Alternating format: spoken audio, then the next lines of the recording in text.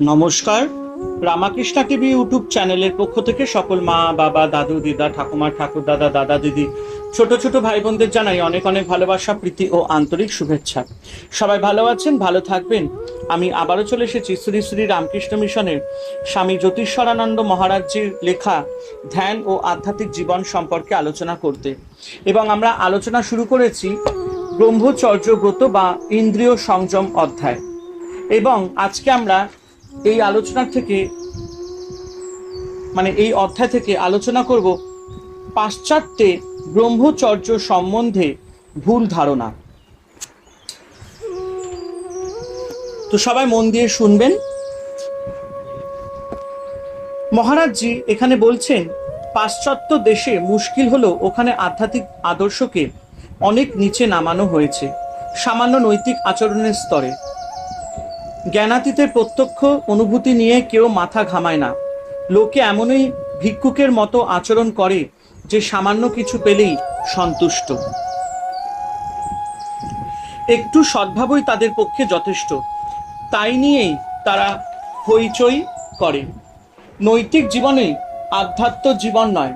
যদিও একজন প্রকৃত আধ্যাত্মিক লোক সবসময় নীতিগত কাজই করে থাকে, কারণ এটা তার কাছে অভ্যাসে পরিণত হয়ে স্বাভাবিক হয়ে দাঁড়ায়। কেবল মামুলি নৈতিক আচরণগুলি উচ্চ আধ্যাত্মিক অভিজ্ঞতার জন্য যথেষ্ট নয়। ব্যক্তিত্বের আমূল পরিবর্তন দরকার। এইটি খ্রিস্টের তোমরা পবিত্র হও, এমনকি স্বর্গস্থ পিতার মতো পবিত্র হও, এই শৈলপদেশ এর সারমর্ম। খ্রিস্ট যে ধর্ম শিক্ষা দিয়েছিলেন তা মূলত সন্ন্যাস ধর্ম।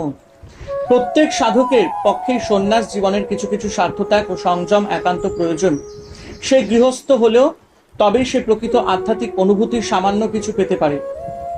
প্রোটেস্ট্যান্ট খ্রিস্টানেরা ব্রহ্মচর্য ও সন্ন্যাসাশ্রম বর্জন করে পাশ্চাত্যের আধ্যাত্মিক ঐতিহ্যের প্রভূত ক্ষতি সাধন করেছে। বর্তমানকালের মনস্তত্ত্ববিদগণ অচেতন অবস্থার স্বপ্ন, প্রেরণা, জটিলতা, দমন প্রভৃতির স্বরূপ বিশ্লেষণ নিয়ে গবেষণা চালিয়ে মানব সমাজের প্রভূত কল্যাণ সাধন করেছেন। কিন্তু এদের অনেকগুলি স্বাধীন ইচ্ছা তত্ত্ব প্রচার করে আমাদের সব পরিমাণ ক্ষতিও করেছে। বহু খ্যাতনামা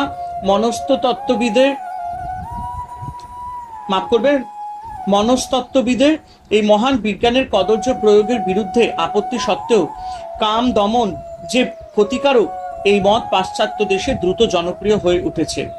এদিকে যোগশাস্ত্রের মনোবিদ্যা বিশ্বাস করে আধ্যাত্মিক উদ্দেশ্য সাধনে সচেতনভাবে কাম দমন ক্ষতিকারক তো নয়, বরং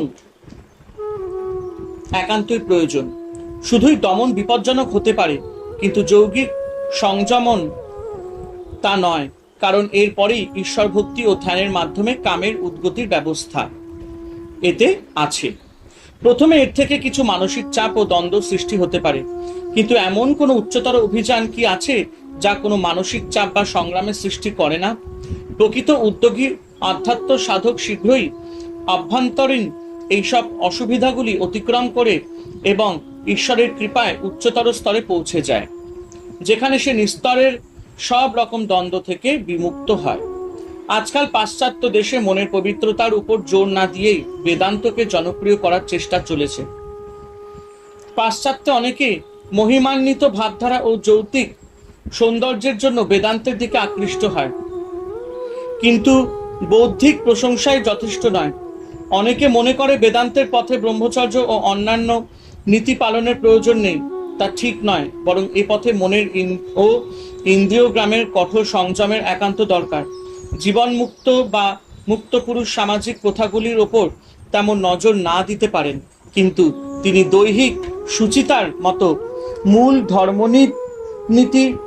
ধর্মনীতিগুলিকে অমান্যও করে না। এইগুলি তার দ্বিতীয় প্রকৃতি। বেদান্তসারে আমরা পাই, যদি কোনো ব্যক্তির অদ্বৈত সত্য জেনে তার স্বেচ্ছাচারী কাজ করে, তবে অশুদ্ধ খাদ্য গ্রহণে তত্ত্বজ্ঞানী আর কুকুরের মধ্যে তফাৎ কোথায়?